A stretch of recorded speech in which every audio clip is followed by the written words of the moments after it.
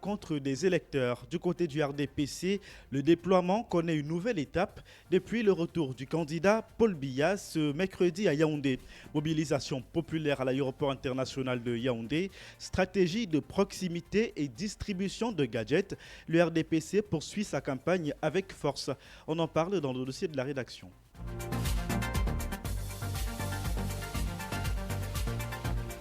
Et près d'un mois après le début de la rentrée scolaire, les premières évaluations sont effectives.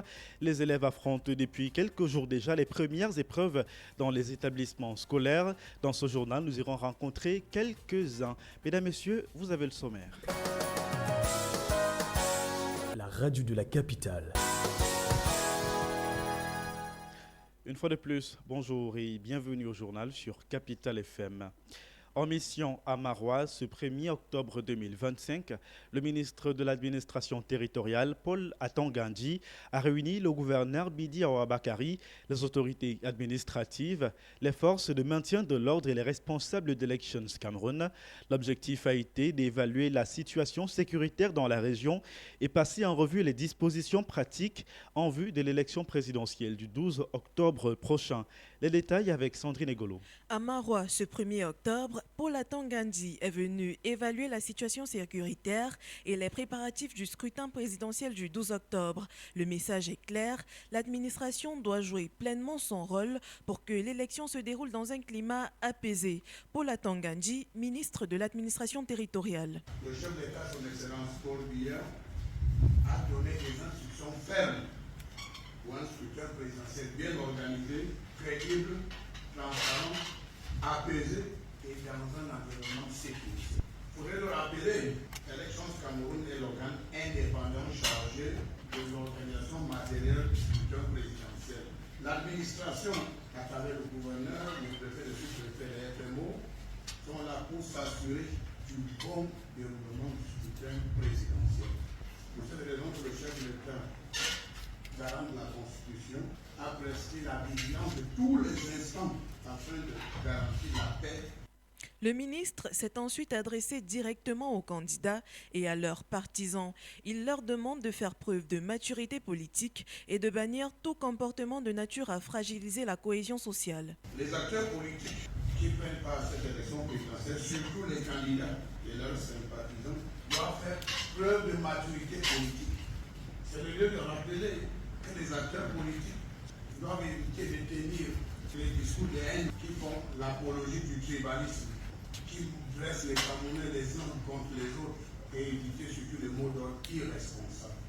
Dans la même veine, il a clarifié la question des observateurs électoraux. Alors que certaines associations locales s'attribuent le droit de délivrer des accréditations, le ministre a mis les choses au clair. Le ministre de l'administration territoriale, en sa qualité d'agent du gouvernement dans le processus, remettra à tous les acteurs politiques, aux candidats et aux observateurs deux documents importants, le guide de l'observateur et le cadre juridique. À travers ces deux documents, on peut facilement lire les lois qui régulent, qui gouvernent le processus électoral. C'est pour cette raison qu'il est important à tous les acteurs de respecter scrupuleusement les lois de la République. Une élection, c'est comme un match de football, vous savez qu'il y a un arbitre. Lorsqu'il sort le carton jaune, c'est un avertissement. Lorsqu'il sort le carton rouge, c'est l'expulsion.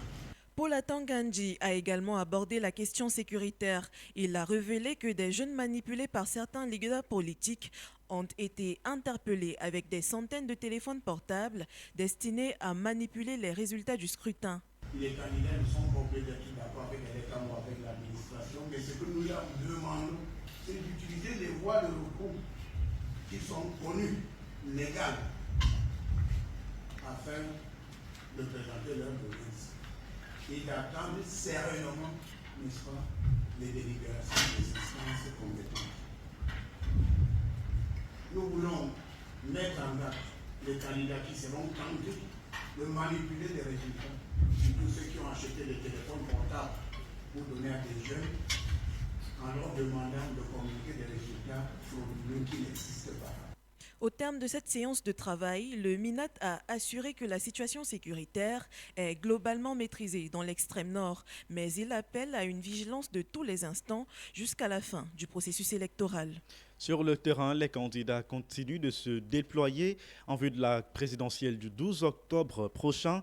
Cabral Libi est arrivé ce jeudi matin dans la ville de Bamenda, dans la région du Nord-Ouest. Le candidat du Parti camerounais pour la réconciliation nationale a été accueilli par des militants et sympathisants à l'entrée de la ville au niveau du panneau Welcome to Bamenda.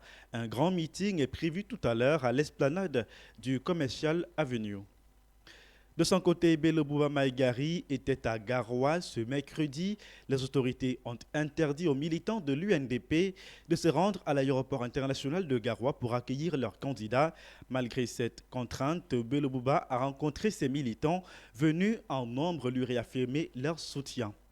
Et puis de son côté, l'UDC de Patricia Tomaïdon Damjoya a lancé sa tournée dans la région du Sud ce mercredi.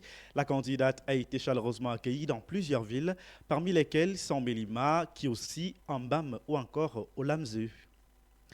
Le candidat du Front des démocrates camerounais, Samuel Hiram Iodi, a marqué une nouvelle étape de sa campagne ce 1er octobre 2025. Il était à Télo, dans le département de la Vina, région de l'Adamawa, avant de rallier Idol dans la même région pour partager son projet de société avec les populations. Sandrine Egolo pour les détails. À Télo, dans le département de la Vina, situé, l'accueil est chaleureux pour Hiram Samuel Iodi. Le candidat du Front des démocrates camerounais a tenu à faire escale dans cette localité située à 120 km de Ngaoundéré. Ici, il est venu partager son projet avec les populations, convaincu que le potentiel touristique et agricole de la zone peut contribuer au développement local. Hiram Samuel Iodi. Nous avons au moins deux choses que nous pouvons développer à Télo. Nous pouvons développer un centre touristique qui va permettre de faire que l'argent rentre dans les caisses de la commune. Et nous pouvons développer pas seulement l'élevage, vous faites déjà l'élevage, une industrie de transformation bovine pour que vous soyez l'un des pôles qui va alimenter l'ensemble du Cameroun. Un discours accueilli avec convivialité qui donne aux candidats l'occasion d'exposer la vision du Cameroun, d'un Cameroun désenclavé, où les villages et les petites villes retrouveront toute leur place dans l'économie nationale. À Idol, deuxième étape de la journée, Hiram Samuel Iodi a insisté sur la richesse du terroir et la nécessité de valoriser ses potentialités. Un potentiel dans l'élevage, un potentiel dans la production des fruits, un potentiel dans le paysage touristique. À Idol, le candidat du bulletin gris et sa caravane ont reçu la bénédiction des chefs traditionnels avant de mettre le cap sur la région du centre et du littoral, prochaines étapes de sa campagne. Dans le centre, justement, Joshua aussi du SDF a entamé sa tournée avec un petit arrêt à Makenene avant de se rendre à Obala dans le département de la Léquier où il a rencontré ses militants. Le président du Social Democratic Front a recueilli les doléances des populations qui ont salué son programme politique. Et dans le littoral voisin, Serge Espoir Matomba a galvanisé les troupes. Le candidat du PURS a tenu un meeting à Yingui dans l'Oncam. Malgré des obstacles dénoncés par le parti, les populations sont sorties en masse. Matomba s'est ensuite rendu à Edea où l'attendaient des centaines de militants malgré la nuit des gens engagés.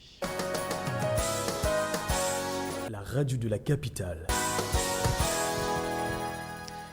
Il est 12h passées de 10 minutes à Yaoundé. Vous êtes à l'écoute de Capital Info Midi sur Capital FM. Rendons-nous à présent au RDPC dans la Mefou et Afamba.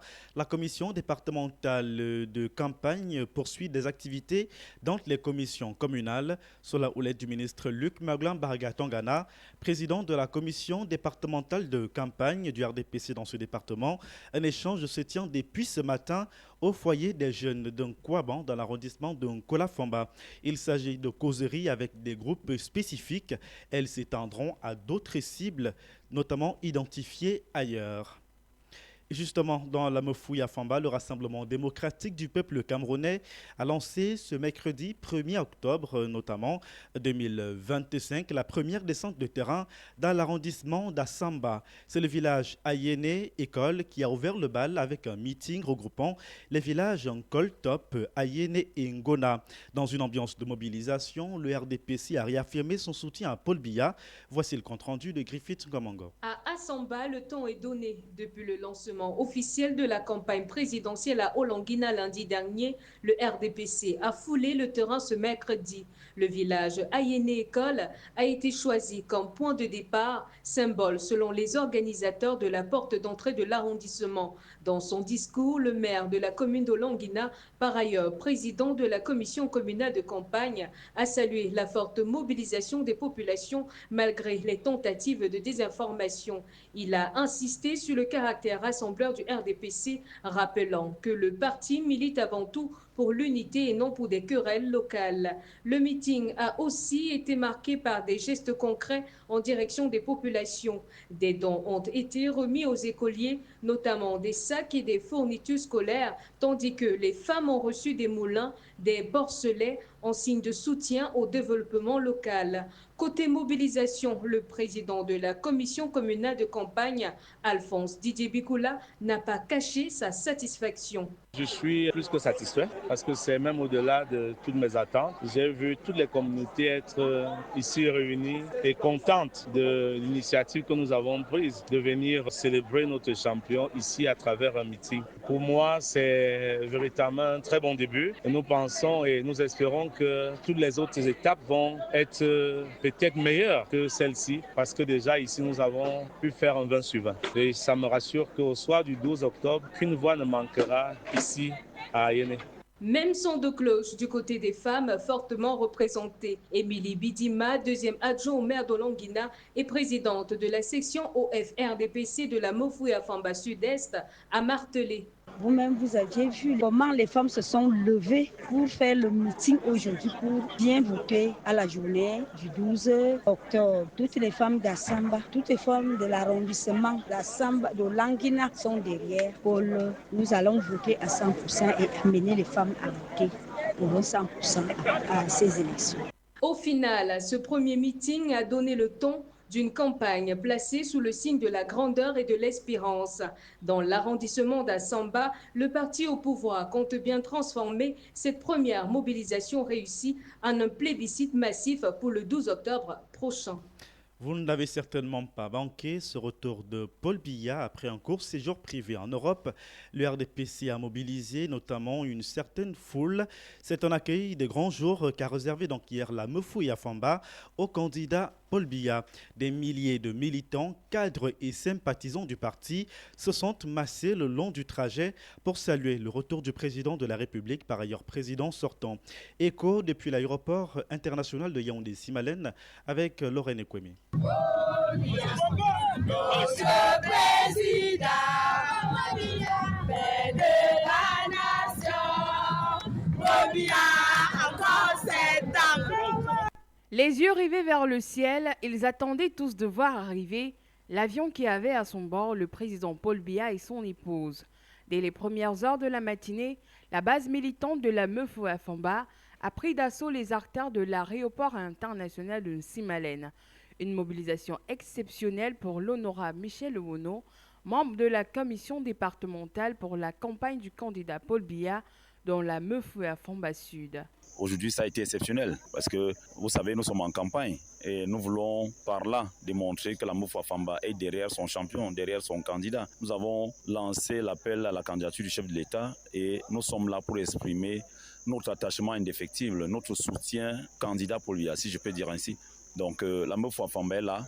Vous avez vu, c'était une démonstration de force. Et vous avez vu l'élite militante, vous avez vu les cadres du parti.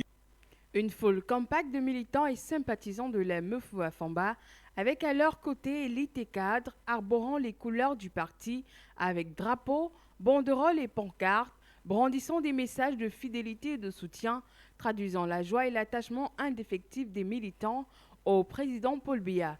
Une mobilisation possible grâce à l'autorité communale Francis Ngoumo, président de la commission communale de Mfou. La mairie de Mfou particulièrement, qui est à la manœuvre, je vais dire par là que monsieur le maire, président de la commission communale de Mfou, a mis les grands moyens et a fait une mobilisation exceptionnelle. La mobilisation s'est transformée en une véritable démonstration de force politique. On pouvait lire sur les visages la fierté de voir revenir celui que les militants appellent affectueusement le père de la nation. À quelques jours seulement du scrutin présidentiel du 12 octobre, cris de joie, danses traditionnelles et slogans en faveur du candidat du RDPC ont rythmé le passage du cortège présidentiel, créant une atmosphère à la fois festive et solennelle. Armel Alphonse Manga, chargé de mission à la commission communale de campagne de Fou. Comme vous l'avez vu, une forte mobilisation des militants et militantes de la commission communale de campagne de Fou à l'aéroport international de Yaoundé-Simalène à l'effet d'accueillir notre champion, le candidat à son excellence Paul Biya, dans ce nouveau défi qui est celui d'un nouveau mandat pour les 7 prochaines années, notamment le septennat des grandes espérances. Notre circonscription politique a l'intention d'accompagner massivement le chef de l'État comme elle a souvent fait par le passé, en Fou de manière particulière et dans la Meuf Wafamba de manière générale. Nous nous sommes toujours mobilisés parce que nous nous disons nous sommes filles du renouveau. C'est la raison pour laquelle les militants, l'ensemble des militants et militantes est toujours disposé à accompagner et à porter ses voix en faveur du président Paul Biya. Les comités des villages n'étaient pas en reste. Comme un seul homme, ils se sont levés pour aller accueillir chaleureusement leur champion, comme le précise ici Michel Fomo, vice-président du comité de village au Bout. Les comités de village se sont levés comme un seul homme pour aller accueillir leur champion de retour au Bercail. Tous les 90 comités de village de l'arrondissement d'Onfou se sont levés. Ils ont bravé la pluie de ce jour pour aller accueillir leur candidat. Même la commission départementale de campagne était présente, ainsi que la commission communale de campagne. Tout l'arrondissement d'Onfou s'est levé pour aller l'accueillir. Fidèles au rendez-vous, les fils et filles de la Meuf Wafamba se sont déployés par milliers, donnant le temps d'une campagne placée sous le sceau de la loyauté et de l'engagement sans faille derrière Paul Biya. Une mobilisation qui, par son ampleur et sa ferveur, sonne déjà comme un avant-goût du bulletin blanc promis au candidat du RDPC le 12 octobre prochain. De retour donc à Yaoundé, Paul Biya relance la tension autour de sa campagne. L'éventualité de voir le candidat du RDPC participer directement à des meetings électoraux nourrit l'attente de ses partisans et attise bien évidemment la curiosité de ses adversaires. À quelques jours du scrutin présidentiel, chaque apparition du président prend une dimension politique et psychologique. Voici l'analyse signée Griffith Nkomango. Paul Biya est de retour à Yaoundé. Le chef de l'État, accompagné de son épouse Chantal Biya, a foulé le sol camerounais ce mercredi 1er octobre en fin d'après-midi. À l'aéroport international de Yaoundé-Simalène, le couple présidentiel a été accueilli par le Premier ministre Joseph John Gouté, le secrétaire général de la présidence Ferdinand Ngongo, des autorités administratives et traditionnelles, ainsi qu'une foule de militants du RDPC mobilisés pour l'occasion. Au-delà du protocole, l'image du président à 92 ans, affichant une forme jugée rassurante par ses partisans, relance une question centrale. Paul Biya se contentera-t-il de diriger sa campagne depuis le palais des Toudis ou descendra-t-il réellement dans l'arène pour galvaniser ses troupes? L'enjeu est double. D'abord psychologique. La simple annonce de sa présence dans certains meetings crée une attente palpable. Certains militants l'attendent comme le sauveur. Une apparition physique du candidat, même brève, pourrait redonner un élan à ses sympathisants et conforter l'image d'un leader encore capable d'assumer la charge de la campagne. Ensuite, politique. Une telle présence pèserait sur le rapport de force avec ses adversaires. Pour l'opposition qui insiste sur son âge avancé et ses absences répétées, voir Paul Biya tenir un meeting serait une manière de faire taire les critiques. Mais pour une partie de l'opinion, notamment les jeunes électeurs, la question reste entière. La présence symbolique du président suffit-elle encore à convaincre ou bien les attentes d'alternance et de renouvellement pèsent-elles plus lourd dans les urnes? Dans un pays où la personnalisation du pouvoir est forte, l'impact d'une apparition de Paul Biya en campagne ne se mesure pas seulement en images, mais aussi en effets psychologiques et électoraux. Entre mythe et réalité, chaque déplacement annoncé du candidat du RDPC devient un moment scruté de près, aussi bien par ses soutiens que par ses adversaires. Il y a encore quelques jours, Paul Biya s'adressait une nouvelle fois aux Camerounais pour fixer le cap de son prochain mandat. Dans un texte où ambition nationale et engagement personnel se mêlent, le président sortant définit les axes prioritaires du septennat des grandes espérances: sécurité renforcée, développement économique, amélioration du quotidien des citoyens. On fait le point avec Alan Tekam. Quand le président parle, le pays écoute.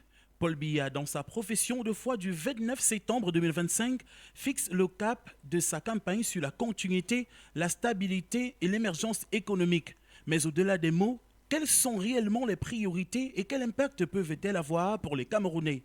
Son programme s'articule autour de 7 axes majeurs. D'abord, la paix, la sécurité, la stabilité, avec un engagement ferme contre le grand banditisme, le tribalisme et la cybercriminalité. Ensuite, la consolidation des libertés et de la démocratie, notamment la protection de la liberté d'expression et le renforcement des droits des personnes vulnérables. Sur le plan économique, il promet l'assainissement des finances publiques, la relance industrielle et l'entrepreneuriat en faveur de l'investissement, la production locale et la lutte contre la corruption.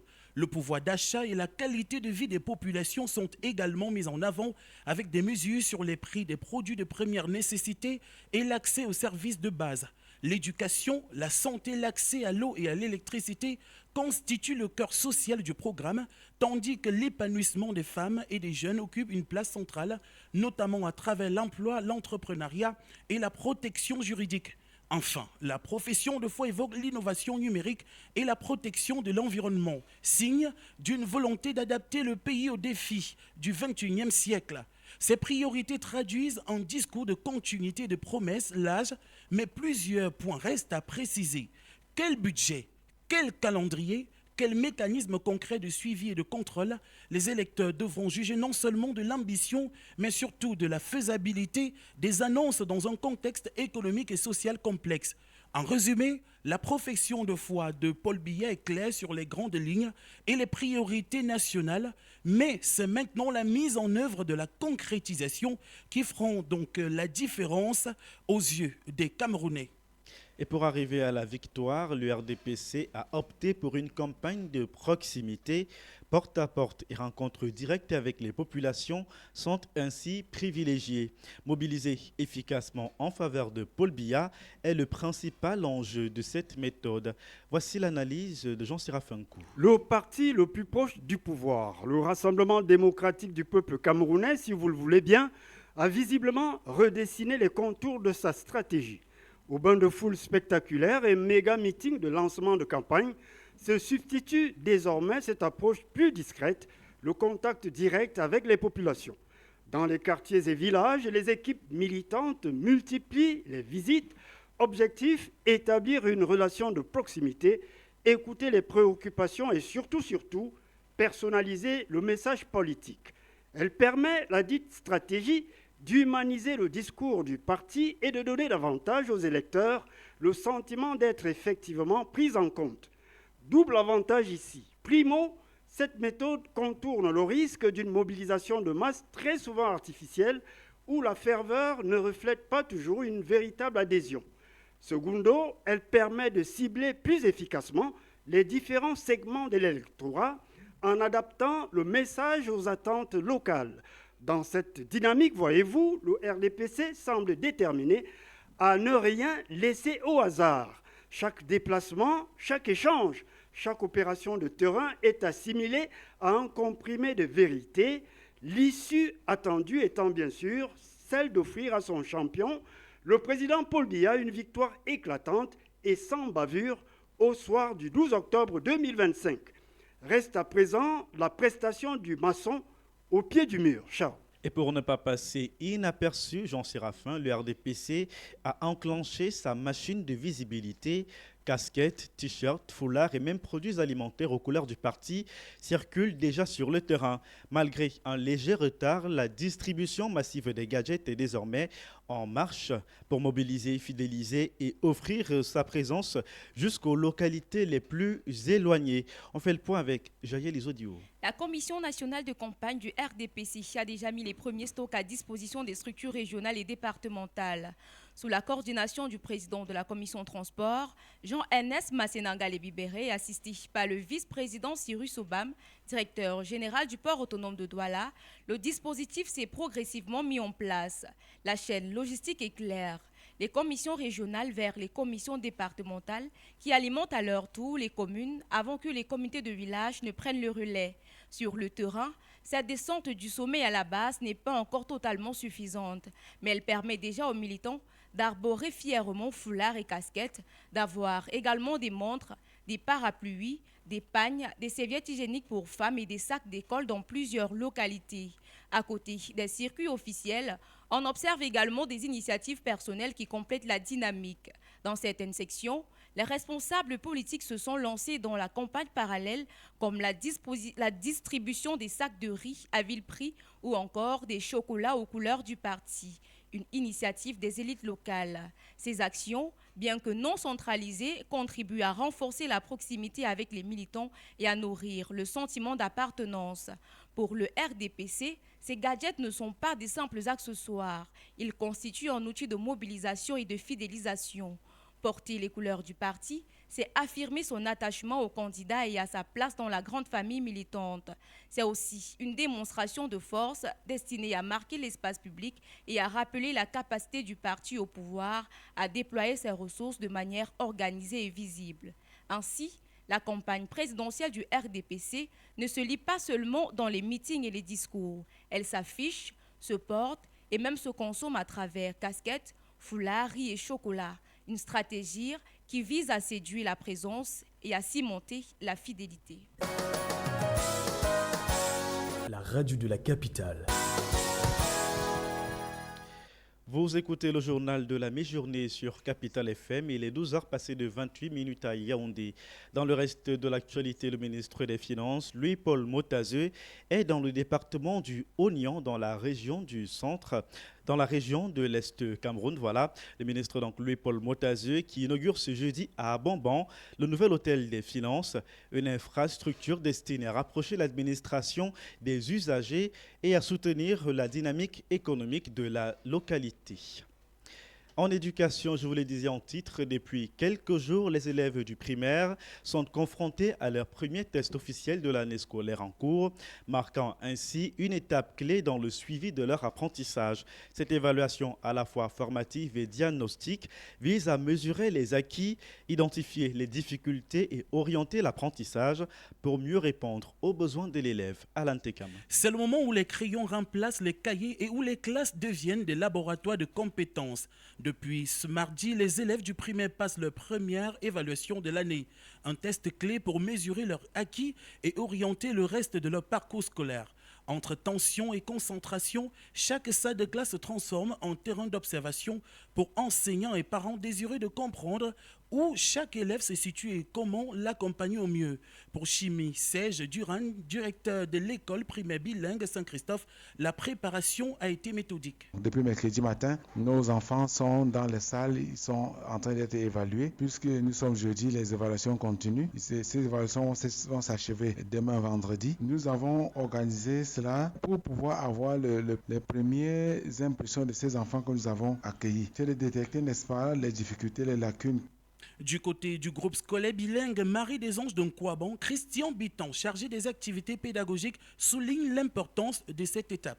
De manière concrète, vise, n'est-ce pas, non seulement à voir si les enfants ont pu assimiler les compétences qui leur ont été transmises par les enseignants, voir si c'est que apprécier, n'est-ce pas, le niveau réel de chacun, voir si les nouveaux élèves parviennent, n'est-ce pas, à s'adapter dans les salles de classe et voir si justement le suivi du personnel enseignant jusqu'ici est de qualité, parce que c'est dans ce rendu que l'on parvient, n'est-ce pas, à apprécier les différentes leçons et le suivi, n'est-ce pas, du personnel enseignant. Donc on s'attend, n'est-ce pas, à des résultats, parce que c'est en fonction des tendances qui nous seront transmises que l'on pourra adapter, n'est-ce pas, prochain cours pour les mois suivants.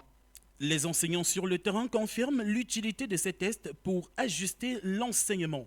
Célestin Atonga est enseignant. la première évaluation, la première mensualité, ça n'a pas été facile au niveau de l'évaluation, surtout que les enfants, les tout petits, surtout du niveau 1 qui sortent des maternelles, pour les évaluer, c'était vraiment facile. On demande d'écrire, certains se retrouvent, d'autres par contre ne se retrouvent pas. Donc c'était vraiment un peu difficile. Mais bon, les choses se sont bien passées tout de même. Enfin, les élèves eux-mêmes partagent leurs impressions. Pour Manga Fouda La Fortune, élève en classe de CM2, c'est un début prometteur. La première mensualité s'est déroulée dans de bonnes conditions. J'ai passé une excellente première mensualité, mais l'épreuve de mathématiques était rude et un peu dure. J'ai trouvé l'épreuve de religion assez facile et intégrale. Cette première évaluation est bien plus qu'un simple contrôle. Elle offre un aperçu concret de la progression des élèves, permet aux enseignants d'adapter leurs méthodes et donne aux parents les repères nécessaires pour accompagner leurs enfants. Un rendez-vous essentiel pour poser les bases d'une année scolaire réussie. Dans l'actualité, hors de nos frontières sans transition, 2 personnes ont été abattues hier soir dans le sud du Maroc. Elles tentaient de prendre d'assaut une brigade de gendarmerie. Ces violences se sont produites en marge de manifestations pacifiques pour de meilleurs systèmes d'éducation et de santé. Et puis dans l'actualité sportive, la Fédération camerounaise de football a suspendu l'entraîneur sélectionneur des Lions indomptables des moins de 17 ans. Joseph Bria Tuongo Ndoko est accusé de graves atteintes aux mœurs.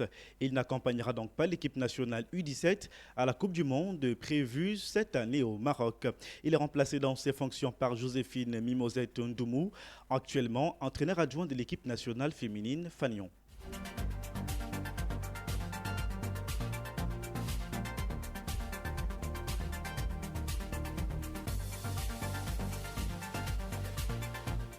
C'est la fin de cette édition de Capital Info Midi, préparée par l'ensemble de l'équipe de la rédaction sous la coordination de Angèle Fomor. Édition réalisée par Griffith Ngomongo à la mise en onde de Stéphane Ambroise Mokoa. La webdiffusion était assurée par Alexandre Vandor, supervision générale signée Jean-Jacques Zeu. À ce micro de présentation, je suis Charles Acoa. Merci de votre fidélité. Restez à l'écoute de notre programme tout à l'heure à partir de 14h30. Vous avez rendez-vous avec Sandrine Egolo pour votre programme Compte à rebours consacré à la campagne présidentielle.